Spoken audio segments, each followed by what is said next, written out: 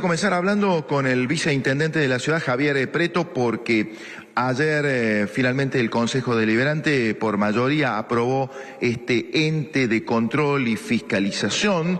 Recordemos que veníamos de toda una polémica anterior por las irregularidades que está investigando la justicia, inclusive con causas de por medio, con detenciones resonantes, y un poco para blanquear todo esto se termina o depurar o hacer más transparente esto, se termina creando este ente que ha sido aprobado por mayoría, que ha generado también algunas críticas. Javier, ¿cómo estás? Buenas noches. ¿Qué tal, Néstor? Buenas noches, ¿cómo estás? Bueno, satisfecho con la aprobación que ha tenido, digo, por una amplia mayoría.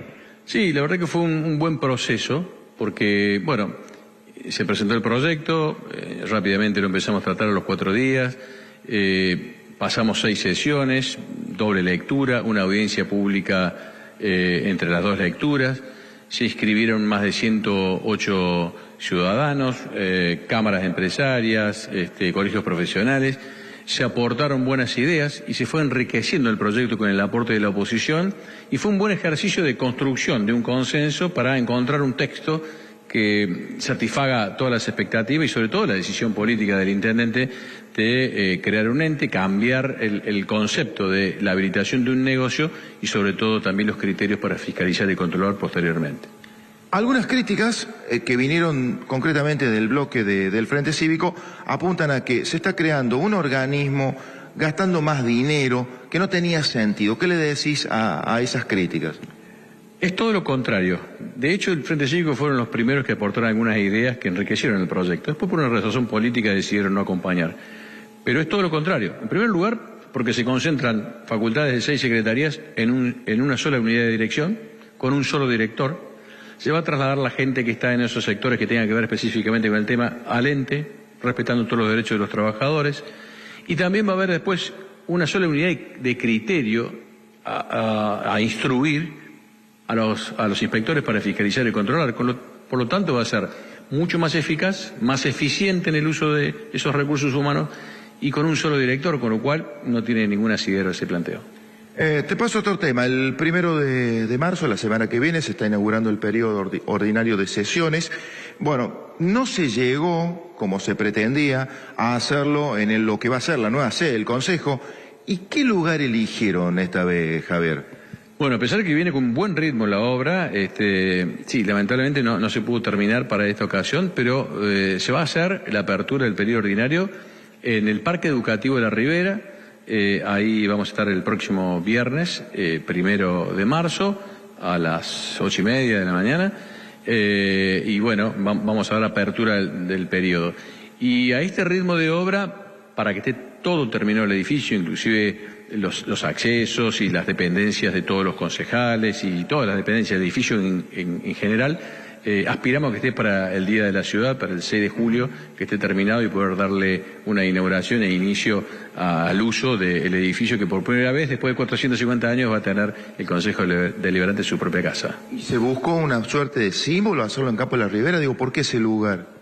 No sé, fue una decisión del Departamento Ejecutivo, habrá sido el intendente, pero la idea es también ir haciendo las aperturas en distintos lugares, como vamos a hacer sesiones también en distintos barrios o CPC, para ir, digamos, que también los concejales vayan a distintos lugares del territorio de la ciudad, como también pretendemos que el nuevo edificio sea la casa del pueblo y que todos los vecinos puedan participar en todos los eventos y actividades que vamos a tener, además de la propia y específica de sancionar las ordenanzas. Bueno, yo te voy a hacer una última pregunta, después si mis compañeros tienen alguna inquietud en el piso lo pueden hacer, tienes retorno, Javier, y tiene que ver con el transporte, los subsidios al transporte. De hecho, obligó a que se aumentara en un 100% el boleto urbano. Y lo vinculo con lo que está pasando en Chubut, donde hoy el gobernador ha sido muy duro, muy crítico, dijo de acá no va a salir un solo barril de petróleo más si para el miércoles que viene no nos sacan el pie de encima, referido al restablecimiento de los subsidios al transporte. Hay inclusive una medida cautelar de por medio. Córdoba, más allá de las gestiones que ha estado haciendo Pacerini los otros días en Buenos Aires con otros intendentes, ¿tienen margen para seguirlo peleando o ya no queda margen para nada?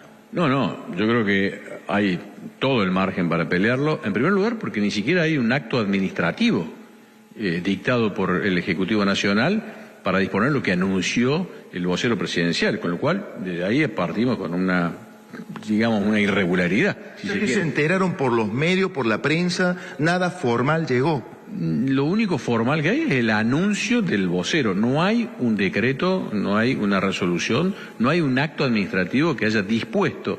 Y lo concreto que no llegó la plata, eso también. Bueno, pero después del anuncio, operativizaron el anuncio no enviando los fondos, con lo cual es una irregularidad. Así que esperemos que esto se reencauce por la senda del Estado de Derecho, lo que establecen las normas del derecho administrativo, en primer lugar, pero sobre todo la racionalidad en la decisión. Es muy difícil que un Estado provincial, cualquiera sea, pueda encontrar solución a la quita de un subsidio que por miles de millones lo decide en cuestión de horas. Así que me parece que tendrá que reencauzarse por la lógica y en un debate, en un acuerdo racional para encontrar una solución. Bueno, si tiene alguna inquietud, lo está escuchando Javier Preto. Javier, ¿cómo te va? Buenas noches, Roberto Botalino te saluda. Está planteada una situación en la provincia compleja, lo de la legislatura, que tiene muchas dificultades para llegar a consensos elementales como fijar la fecha de sesión, ¿no? Esa situación no parece darse en el Consejo Deliberante que vos encabezás. ¿Cuáles han sido los acuerdos que hicieron ustedes a nivel municipal con la oposición, que es la misma a nivel provincial?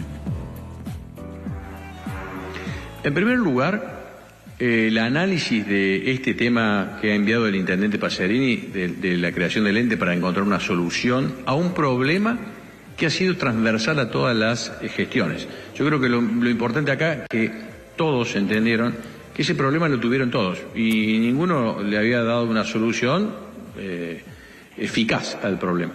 Entonces partimos de un presupuesto donde todos están interesados en encontrar una solución. Después las diferencias fueron acerca de cuál era la herramienta más apropiada para hacerlo, si era el ente autárquico, que tenés la mitad de la biblioteca que puede inclinarse por ese lado, si era una secretaría común del sistema administrativo tradicional, pero en realidad esos son discusiones más técnicas que no influyen en el fondo de la cuestión, porque el fondo de la cuestión era encontrar una solución a un problema que es muy lento, muy burocrático, que funcionaba como compartimentos estancos en distintas secretarías y cuando se vencía la documentación acreditada en una secretaría, la que seguía en el trámite requería la actualización de esa como si no tuviera nada que ver, digamos, como si fuera otra persona jurídica. Entonces, ahí lo que se entendió es que debíamos encontrar una solución para facilitar, promover la actividad económica, facilitarla sin dejar de controlar lo esencial que hay que controlar desde el Estado para habilitar un comercio. Cuando se entendió eso, nosotros planteamos que la decisión del intendente era, esta era la decisión política de cómo pensar una resolución orgánica a esta decisión, optó por el ente, que está probado que funciona, porque nosotros tenemos entes que funcionan bien, y también se visitó al ente que específicamente en la misma materia tiene ya alguna experiencia en la Ciudad de Buenos Aires, en Cava, se lo visitó, se lo analizó en profundidad, se adoptó esa medida y por supuesto se adaptó luego a nuestra administración. En definitiva, la decisión de fondo es encontrar que todo lo que se debe acreditar como requisito exigible sea presentado en un solo lugar, en una sola unidad de dirección, para que en poco tiempo y con la necesidad de expedirse la administración lo haga en esa misma unidad administrativa, por decirlo, y luego de habilitar el negocio, que la fiscalización y el control del negocio también dependa de un único criterio, porque a veces lo que debían controlar distintas secretarías tenía como criterios dispares y hacía que todo se trabara y no se encontrara una solución. Por lo tanto, lo más importante es que nos pudimos poner de acuerdo luego de distintos aportes para que el texto sea lo más adecuado posible a la decisión política del intendente Pacerini. Encontramos ese texto que de alguna manera nos satisfizo a todos y de esa manera pudimos avanzar. Luego se escucharon a los vecinos, el aporte de los vecinos fue importante también, muchos de ellos para el Consejo Consultivo que está previsto en la ordenanza plantearon que se hagan como subcomisiones por tipo de actividad para poder trabajar más específicamente los requisitos en cuanto a la actividad determinada, lo cual se tomó en cuenta para la futura reglamentación y en definitiva pudimos abordar o arribar a un consenso que fue un buen ejercicio de opiniones distintas desde lo político, pero centradas en la administración y a resolver un problema de vieja data que esperemos le demos vuelta a la página rápidamente en poco tiempo. Y para ese consenso no hizo... Muy amable. Gracias a usted. ¿Cómo? Sí, a ver, Roberto, sí. No, le quería consultar simplemente esto de que si para ese consenso no hizo falta la designación de algunos opositores como asesores en la Municipalidad de Córdoba. No lo sé, nosotros lo hicimos en el Consejo Deliberante con un amplio diálogo, con una amplitud en los criterios aportados para poder arribar a ese texto y así pudimos solucionarlo.